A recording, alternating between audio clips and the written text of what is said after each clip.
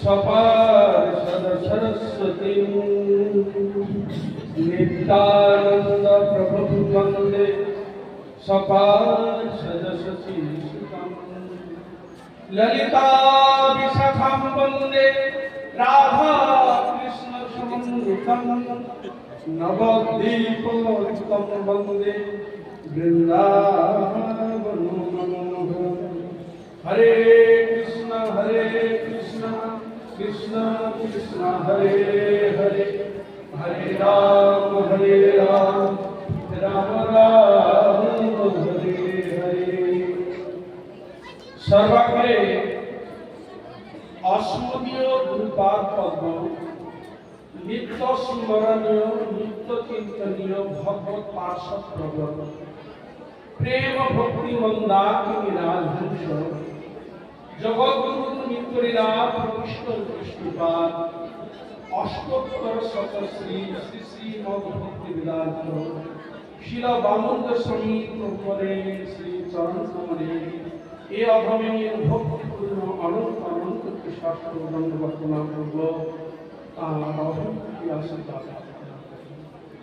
अभिन्न गुरुपाद पद्म परमाराध नित्यलीला प्रविष्ट कृष्णपाद अष्टोत्तर शतश्री श्री श्रीमद भक्ति वेदांत शिल पंडित गोस्वामी महाराज श्री चरण कमले अभमेय भक्तिपूर्ण शास्त्र दंड वर्तना पूर्व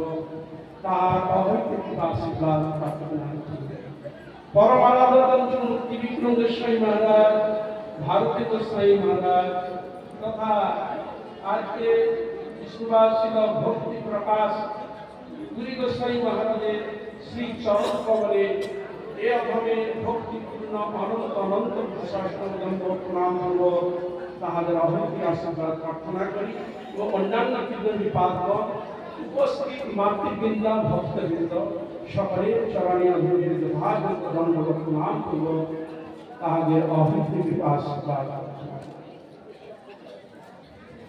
शास्त्रीय सिद्धांत যদি খোলা যায় আমাদের শাস্ত্রীয় ধারণা আমরা সহজে উপলব্ধি করতে পারি না। শাস্ত্রকে যদি আমরা স্বয়ং নিজে নিজে পড়াশোনা করে যদি সব কিছু জেনে নিতাম বুঝে নিতাম তাহলে আমাদের গুরুপাদ পদ্ম আচার্যগণের তাদের চরণাশ্রিত বা সান্নিধ্য লাভ করা আমাদের কোনো প্রশ্নই ছিল না। শাস্ত্র আলোচনা করে সব কিছু আমরা জেনে নেব বুঝে নেব এ বিষয়ে একটু আমি আমাদের ধারণা দিচ্ছি। শ্রীমৎ চৈতন্য মহাপ্রভুর লীলায় আমরা দেখতে পাই যিনি বৃহস্পতির শিষ্য সার্বভৌম ভট্টাচার্য যিনি দিগ্বিজয়ী পণ্ডিত ছিলেন এবং তার ভঙ্গিপতি ছিল গোপীনাথ আচার্য। এই দুজনের মধ্যে মহাপ্রভুকে নিয়ে টানাটানি হতো। গোপীনাথ আচার্য বলতেন চৈতন্য মহাপ্রভু ভগবান তুমি তাকে কেন মানছেন? তিনি এসেছেন এই জগতে মায়াপুরে এসেছেন জগৎকে উদ্ধার করার জন্য, তুমি তাকে মানছ না কেন? আমি বহু শাস্ত্র বেদান্ত উপনিষদ গীতা ভাগবত আদি বহু শাস্ত্র পড়েছি। মহাপ্রভু তিনি আসতেন তাই তো লেখাই থাকতো। দেখো লেখা থাকলে কি হবে? তোমার মধ্যে পণ্ডিতের অভিমান রয়েছে, তুমি জেনে নিবে বুঝিবে। যদি তাই হতো ঈশ্বরের কৃপালে হয়তো যাহারে সেই সে ঈশ্বর তত্ত্ব জানিবারে পারিবা বুঝিবার তারপরে জেনে নিতে হবে ঈশ্বর কৃপা করতে হয়নি। মহাপ্রভু যেদিন তিনি কৃপা পাবে সেই দিন তিনি চৈতন্য মহাপ্রভুকে সাক্ষাৎ ভগবান রূপে পূর্ণ আচার্য বিদ্যাকে জানতে পারবে। যখন মহাপ্রভু এই সারম ভট্টাচার্যকে কৃপা করার জন্য মহাপ্রভুকে দর্শন করতে গিয়ে মূর্ছিত হয়ে পড়ে গেলেন, তখন তাকে নিয়ে এলেন নিজের বাড়িতে। তিনি মূর্ছিত তাকে শুশ্রূষা করে যখন তিনি উঠলেন তার সঙ্গে অনেকক্ষণ হরিকথা শাস্ত্রীয় আলোচনা হলো। তখন তিনি অনেক কিছু শাস্ত্র আলোচনা করার পর তাকে জানতে পারলেন না। অনেক কিছু প্রসঙ্গ করে তিনি দেখালে এমন ব্যাখ্যা করেছে কিন্তু সে ব্যাখ্যাকে প্রাচ না করে মহাপ্রভু প্রচুর ব্যাখ্যা তিনি প্রকট করে দিলেন। এই জন্য তিনি চিন্তা করলেন এই জগতে একটা মানুষ 18টা অন্যান্য সিদ্ধান্ত দেখাতে পারে কিন্তু চৈতন্য মহাপ্রভু তার অধিক দেখিয়েছেন। তাহলে তিনি সাধারণ কোনো মনুষ্য নেই। তুমি কে বলতো? তখন মহাপ্রভু তিনি তার স্বরূপ দেখাচ্ছেন। যখন স্বরূপ দেখালেন তখন তিনি মহাপ্রভুকে প্রণাম করতে আরম্ভ করলেন। কি বললেন? বৈরাগ্য বিদ্যা নিজ ভক্তি যোগ শিক্ষার্থমেক পুরুষ পুরাণ শ্রীকৃষ্ণ চৈতন্য শরীরধারী কৃপা দীর্ঘ স্তবং প্রপদ্যে। তুমি পুরাণ পুরুষ, হ্যাঁ, তুমি শাস্ত্র সিদ্ধান্ত সে মূর্তি শাস্ত্রের অপরাধিত বিদ্রোহ তুমি বৈরাগ্য বিদ্যা শিক্ষার্থী ভক্তি শিক্ষার্থী পেয়েছিল। তোমার চরণে আমি প্রপত্তি স্বীকার করছি, আপনি আমাকে কৃপা করুন, দয়া করুন, যেন এই তত্ত্ব উপলব্ধি করতে পারি জানতেন। তাই এবার আপনি বুঝতে পারলেন। তাহলে এত বড় পণ্ডিত তিনি পড়াশোনা করে ঝগড়াঝাটি করেও বুঝতে পারলেন না। যখন চৈতন্য মহাপ্রভু তার স্বরূপ যখন দেখালেন তখন তিনি জানলেন। বুঝা গেল? হরে কৃষ্ণ। তাই এই জন্য আমরা নিজে নিজে যদি পড়ে নিয়ে জেনে নেবো বুঝে নেবো, এটা সম্পূর্ণ ভুল কথা। তাই এই জন্য ভগবান শ্রীকৃষ্ণের পাদপদ্ম যদি লাভ করতে হয়, তাই আমাদের এক এক আচার্যগণ পরম্পরা কর্তৃক তারা গুরুদেবের সেবা করতে করতে সে গুরুদেবের হৃদয়কে অপ্রাকৃত যে প্রেম ভক্তি, সেই ভক্তিতেই তারা পুষ্টমূর্তি হচ্ছে গুরুবর্গ। ইনাদের চরণে আমরা আশ্রয় করি, ইনাকে যদি আমরা স্মরণ করি, ইনাদের আমরা যদি চিন্তা করি, তাদের ভাবধারাকে যদি সবসময় স্মরণ করি, তাদের কৃপা শক্তিটা আমাদের হৃদয়ের মধ্যে প্রকাশিত হবে। এই জন্য শাস্ত্র বললেন গুরুপাদ পদ্মে যার রহে নিষ্ঠা ভক্তি জগৎ তারিখে সেই হরে মহা গুরু কৃপাহি কেবল। তাহলে দেখা যাচ্ছে যে গুরুর কৃপা না হলে আমরা কিছু করতে পারবো না। তাহলে আচার্যের কৃপাতে তাকে যত স্মরণ যত চিন্তন করবো তত তার কৃপাকে আমরা নিতে পারবো।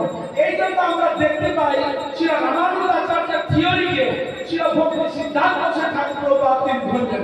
কি ধরলেন? এই যে আমরা কীর্তন করি, প্রথমে জয়ধ্বনি গুরু থেকে আরম্ভ হলো, গুরু বসু থেকে আরম্ভ হলো জয়ধ্বনি। এতে যত জয়ধ্বনি দিবে, যত স্মরণ করবে, তাদের কৃপা তুমি পাবে।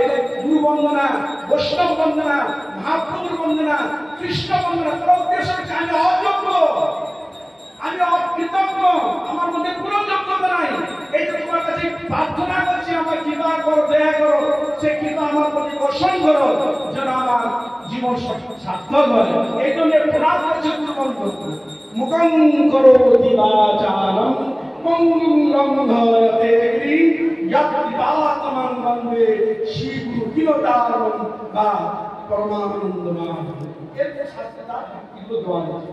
কেউ সময় কম, মহারাজরা কিছু বলবেন, আমি এখানে আমার মহারাজের চরণে এটাই নিবেদন, দুর্বৈষ্ণবের চরণে এটাই নিবেদন, আপনারা কৃপা করুন যেন তাই আমার বাক্যে হরিগুরু চরণে যেন মনোনিবেশ করতে পারি এবং তাহাদের কৃপাকে অবলম্বন করে যে কোটালি জগতে থাকবো, যে তাদের নাম করুণা কীর্তন স্মরণ করে সেবা করে আমার এই পাপিষ্ঠ মহাভূতকে যেন আমি ধন্য করতে পারি। বাঞ্ছা কল্পতরুভ্যশ্চ কৃপা সিন্ধু ভৈরবশ্চ পতিতানাং পাবনেভ্যো বৈষ্ণবেভ্যো।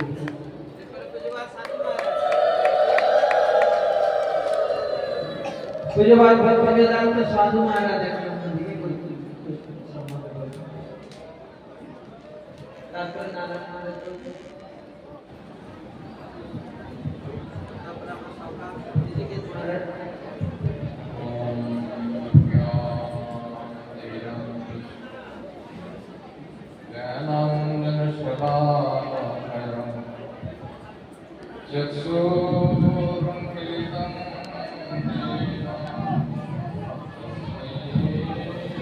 श्री गुरवे नमो विष्णुपादाय आचार्य सिंधु भक्ति प्रज्ञान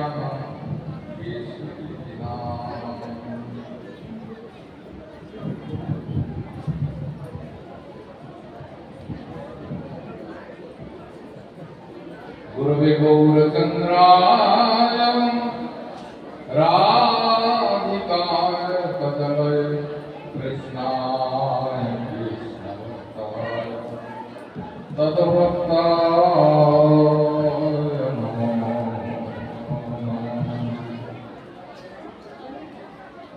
सर्वप्रथमे श्री गुरुपाद तथा नित्यलीला श्रीमद् भक्ति प्रज्ञान केशव गोस्वामी प्रभु ने राजचरणी दासाधमयाणी सष्टमकंद भक्ति ज्ञापन पूर्वक तारा अहित की कृपा आशीर्वाद प्रार्थना करो। तत्पश्चात विश्ववंदित आचार्य भास्कर जगत गुरु श्री प्रभुपाद एवं तेजोपासक क्यों नहीं सारे अहित की कृपा आशीर्वाद प्रार्थना करो। एवं आज के जी महापुरुषेर शुभाविर्भाव तिथि के केंद्र पर आज सभा अनुष्ठित नित्यलीला श्रीमद् भक्ति प्रकाश पुरी गोस्वामी महाराज प्रणाम देने का कृपा प्रार्थना करें। अध्यकार सभा सभापति महाराज विशेष अतिथि एवं इस सभा संचालक श्रीमद् सत्य भागवत दास बाबा जी महाराज एवं अन्यान्य सकल विदंती पात्र तारे सकल उद्देश्य यथा प्रणाम ज्ञापन करी। उपस्थित सौत्री मंडली एवं भक्तिवती मातृमंडल 3 दिन যাবত এই সভা যে আয়োজন হয়েছিল এই সভার প্রথম দিক থেকে আমরা যদি চিন্তা করি দেখা যাচ্ছে যে কিনা দুর্যোগপূর্ণ অবস্থা গতকাল পর্যন্ত আমরা সেটা অনুভব করেছিলাম। আমার মনে হয় এর দ্বারা যারা শ্রীল ভক্তি প্রকাশ পুরী গোস্বামী মহারাজের এই আবির্ভাব উৎসব উদযাপনের জন্য ব্রতী হয়েছেন তাদেরকে মনে হয় ইন্দ্রদেব পরীক্ষা করছিলেন, ধৈর্যের পরীক্ষা।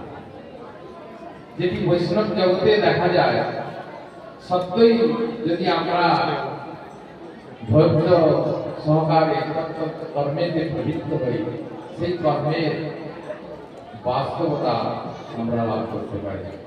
তাই আজকে আমরা সেটা অনুভব করছি যে ভগবান তিনি সুপ্রসন্ন হয়েছেন, গুরু বৈষ্ণবগণ সুপ্রসন্ন হয়েছেন এবং এই যজ্ঞের যিনি পুরোভাগে এর কর্ণধার রূপে যিনি সবকিছু পরিচালনা করছেন সমস্ত ভক্তগণকে নিয়ে তিনি অসীম ধৈর্যশীল এবং তিনি অত্যন্ত উৎসাহান্বিত। আমি দেখছি প্রথম দিক থেকে এসে যে তিনি এই উৎসবকে সম্পাদন করবার জন্য কিভাবে তিনি পরিশ্রম করছেন আর এই পরিশ্রম আজ সার্থক হতে চলেছে।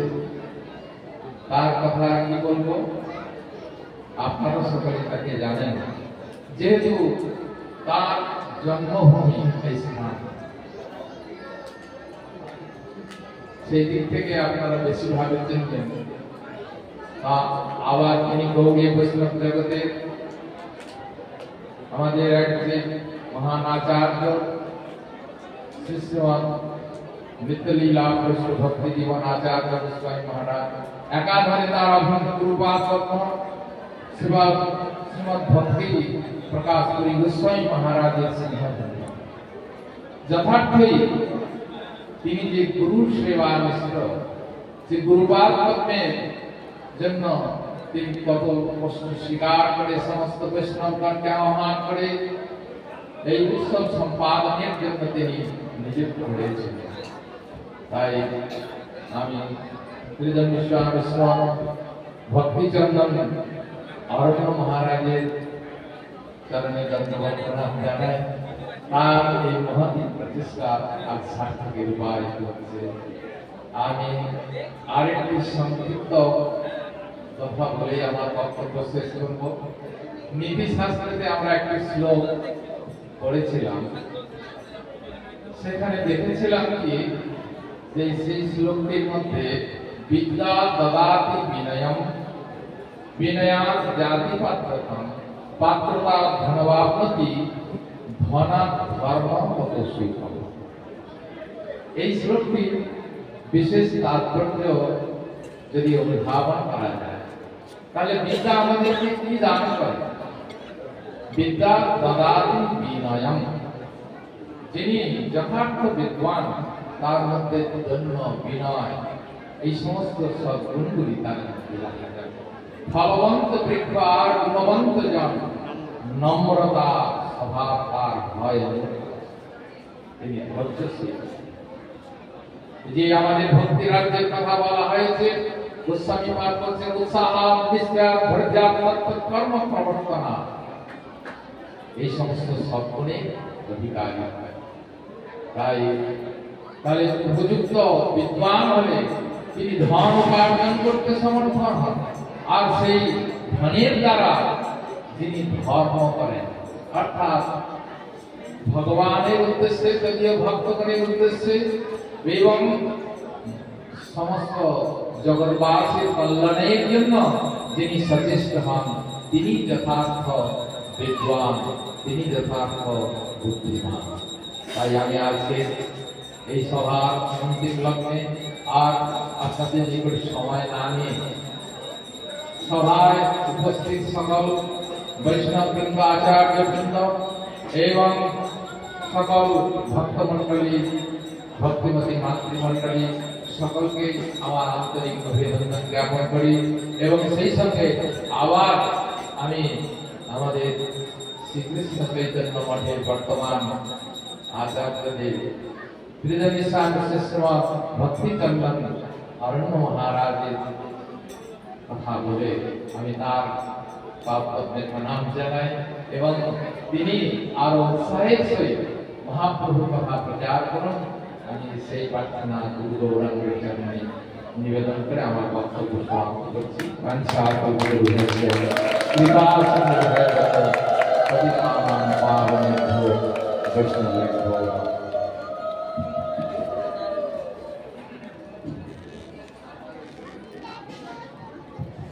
ভক্তি বৈভব নারায়ণ মহারাজ।